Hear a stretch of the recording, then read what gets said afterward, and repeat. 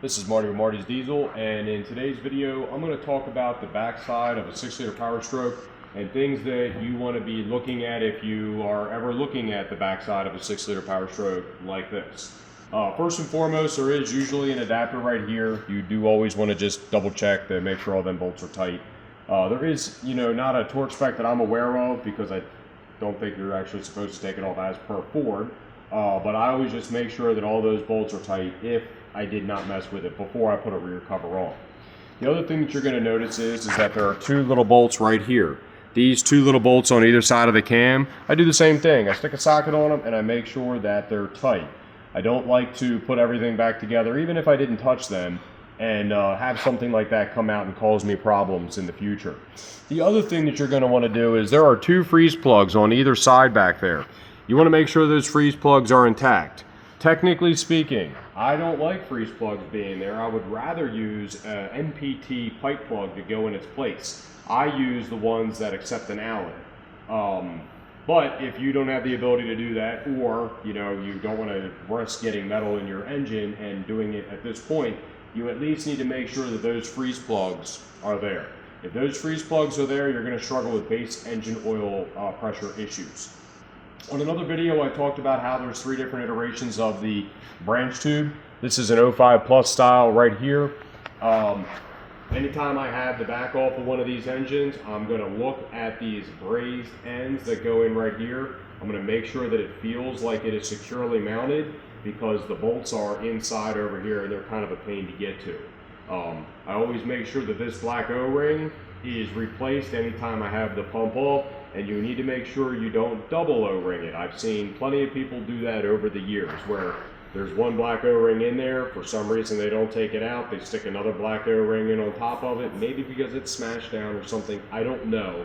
And then you give it about 2, 3, 4 days or a couple hundred miles, the truck comes right back, or it comes to me with a blown out O-ring right there, just because people don't know any better.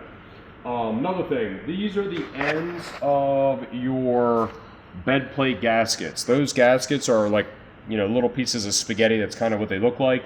You'll notice that there's some RTV that's right there, and that's correct.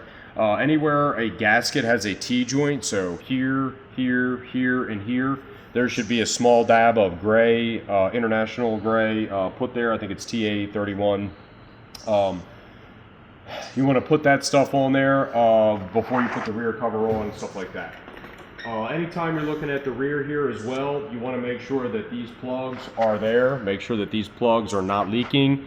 If you're going to be putting an engine in and you think there's any issue with either one of those two plugs, you want to go ahead and get at least the O-ring that's underneath of the head of that fitting replaced, or replace the entire fitting. We do sell all of these things we're talking about on our website, but this is realistically just, so if you're at home working on your, engine yourself, or even if you're in the shop and you're a tech working on it yourself, things to look for that can really ruin your day if you put the engine in and you did not do this kind of little extra, looking around before you, covered it up. Because this stuff takes forever to fix once it's in the truck, and it's also tough to die at. So another thing that I always talk about is the block heater. Make sure that the block heater, you ohm check it. It should be like 15, 16, 17, 18, anywhere in there. And I have a video that talks about taking care of that somewhere else on my channel. But ultimately, you don't want to deal with this once the engine's already in the truck, because you got to drain the coolant, you're going to take a bath. It really sucks to have to change this out at a later date. There's also an O-ring on the inside there, so if you're trying to be as preventative maintenance minded as you can while the engine's out, I would suggest replacing the O-ring that's inside of there. And last but not least, what I like to do is I like to look at the back side here. You can see how there's a little bit of oil leaking right around here. I don't think that it was actually coming from the valve cover gasket, because it's right here. I think that the rocker box gasket was leaking just a little tiny bit on both sides. This is really common, okay? And kind of like a bed plate gasket, if this leak is very minimal, I would not deal with this leak, or I would not do anything about this leak unless you're prepared to change your head gaskets on your truck. And the reason why is because your head bolts go down through your rocker arm pedestals, they go down through this rocker box assembly, and that's actually you know, what is in charge of holding this rocker box to the head, even though it actually passes through the head, through the rocker box, and then it ends up in the actual block itself.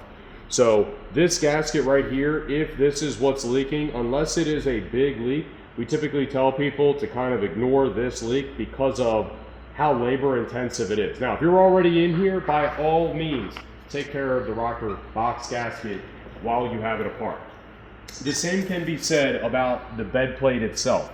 If these little spaghetti noodle like style O-rings or seals, gaskets, whatever you want to call them, are leaking anywhere along the bed plate, realistically, to fix that, the engine needs to come out. You need to turn the engine upside down, and then you need to take this bed plate off. And then these little spaghetti strap, you know, looking gaskets need to be placed in there while the engine's upside down. Unless these gaskets are leaking significantly, like I'm talking like, you know, a quarter size drop or bigger, pretty much every time you stop the truck, park the truck, I would not mess around with them, because most of the time they look like this right here. You end up with like a wet area that just gets covered in dust. Not actually like a physically, like, you know, hitting the ground, you know, profuse leak. No, it's usually just, you know, kind of, you know, sloppy looking, you know, a little bit dusty. It's not worth fixing that, in my experience, unless there's something else going on. Now, if I was fixing this engine, I've already got it out, absolutely. Turn this engine over, put it on the engine stand, pull the bed plate. You guys can actually come over here real quick. This is where your bed plate meets the actual block itself. And it might leak a little bit, but unless it's apart like this, I wouldn't be messing with it. Another common thing that leaks that people will mistake for oil pans or bed plates, and this is kind of moving away from the rear to the front, is going to be your cam and crank sensor holes. There is a little O-ring in there, and I'm not saying that that's always the issue, and I'm not even going to move any further forward for this video. But anytime you guys have, you know, an engine out and you're doing any kind of maybe preventative maintenance, or you're working on it and you have a view like what I just had right there, I would highly recommend that you double, triple, quadruple check all of those things that I said earlier in the video. And that'll be all for today.